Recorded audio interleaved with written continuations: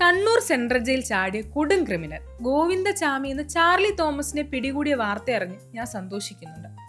ജയിലിലെ 18 മീറ്റർ നീളമുള്ള മതിൽ ഒറ്റ കൈയും വെച്ച് എടുത്തു ചാടിയ ഇവനെ അടുത്ത ഒളിമ്പിക്സിൽ പങ്കെടുപ്പിച്ചാൽ മെഡൽ ഉറപ്പാണ്.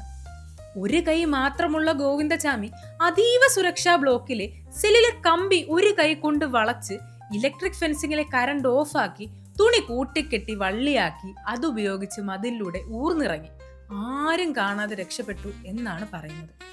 കമ്പി മുറിക്കാൻ ആയുധം എവിടെ നിന്ന് കിട്ടിയെന്ന് ആരും ചോദിക്കരുത്. സെല്ലിലെ കമ്പി മുറിച്ചാൽ സെല്ലിൽ നിന്ന് മാത്രമേ പുറത്തു കിടക്കാനാകൂ. പിന്നെയും കടമ്പകളില്ലേ? ബ്രിട്ടീഷ് കാലം മുതലുള്ള ഈ ജയിലിൽ നിന്ന് ഒരാളും മതില് ചാടി ഇതുവരെ പുറത്തു പോയിട്ടില്ല. ഒറ്റ കൈയും വെച്ച് ആ റെക്കോർഡ് ഈ ആള് സ്വന്തമാക്കിയിരിക്കുകയാണ്. ഹാക്സോ ബ്ലേഡ് എങ്ങനെ അവന്റെ കയ്യിൽ വന്നു? ജയിലില് ഹാർഡ്വെയർ ഷോപ്പൊന്നും ഇല്ലല്ലോ. മതിലിനോട് ചേർന്ന ഫെൻസിങ്ങിൽ ആ സമയം വൈദ്യുതി ഇല്ലേ? അതെങ്ങനെ ഓഫായേ? ഇതിനെല്ലാം ഉത്തരമുണ്ടാകാം, പക്ഷെ ഇപ്പൊ അറിയില്ലെന്ന് മാത്രം. അത്രേ ഉള്ളൂ. ജയിലിലെ സുഭിക്ഷമായ ഭക്ഷണം ഇനിയെങ്കിലും ഒന്ന് ഒഴിവാക്കണം. നിലവിൽ ദിവസവും ബിരിയാണി ഉണ്ടാകും.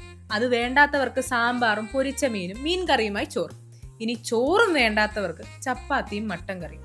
നമ്മുടെ സ്കൂളിലെ പിള്ളേർക്കാണെങ്കിൽ ഒന്ന് ആലോചിച്ച് നോക്കിയേ, ചെറുപയറും ചോറും ഒക്കെയാണ്. ഇപ്പോഴാണെങ്കിൽ ബിരിയാണി അങ്ങനെയുള്ള കുറെ ഓപ്ഷൻസ് വന്നിട്ടുണ്ട്. ഇനിയും ഗോവിന്ദചാമിക്ക് ദിവസവും മട്ടൻ, ചിക്കൻ, മീനൊക്കെ കഴിച്ച് ജീവിക്കാൻ യോഗമുണ്ട്. വല്ലാത്ത യോഗമാണതെന്താണേലും. ഉള്ളിൽ തന്നെ ആയതുകൊണ്ട് വെളിച്ചെണ്ണയുടെ വിലയൊന്നും അദ്ദേഹത്തെ ബാധിക്കില്ല. വാൽകഷ്ണം ഓപ്പറേഷൻ സക്സസ്, പക്ഷെ രോഗി ചത്തു എന്ന് പറയാം. ചോറ് കഴിക്കാതെ തടി കുറച്ചതും താടി വളർത്തിയതും രക്ഷപ്പെടാനുള്ള സാധനങ്ങൾ ശേഖരിച്ചതും അടക്കമുള്ള മാസങ്ങൾ നീണ്ട തയ്യാറെടുപ്പിൽ അതിലൊന്നുപോലും പോലീസിൽ സംശയം ഉണ്ടാക്കിയില്ല എന്നത് അമ്പരപ്പിക്കുന്നതാണ്. ഇങ്ങനൊരു ആരോപണം ഉന്നയിക്കുന്നത് ഞാനല്ല, അഭിനേതാവും സംവിധായകനുമായ സന്തോഷ് പണ്ഡിറ്റാണ്.